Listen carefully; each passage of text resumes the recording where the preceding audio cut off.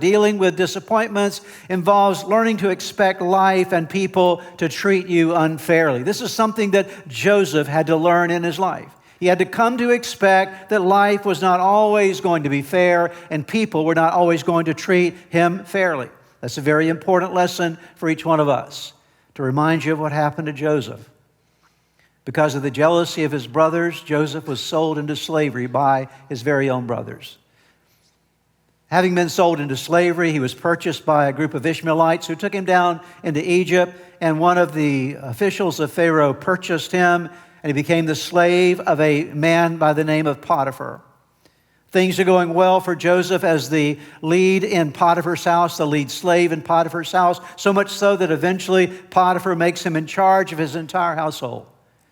But Potiphar's wife has her eyes on Joseph and wants to seduce him and bring him into sexual relations with her, and Joseph refuses, and then this happens over and over again, and finally she falsely accuses Joseph of raping her. And Potiphar learns of this story and this false accusation, but he believes it to be true, and he has Joseph thrown into prison. So here's Jacob's favorite son, Joseph, who was then initially put in a pit and sold into slavery. He's then purchased by Potiphar, and Potiphar's wife now has falsely accused him, and here he is in prison. He will spend somewhere between 10 and 13 years in prison.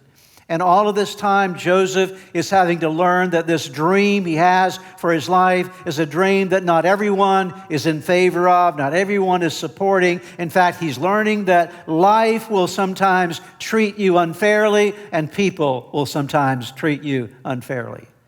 If you haven't lived life and recognized that yet, I promise you at some point in time, you will experience that in your life.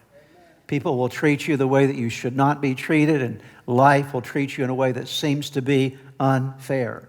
And that's one of the expectations that has to be adjusted in your life.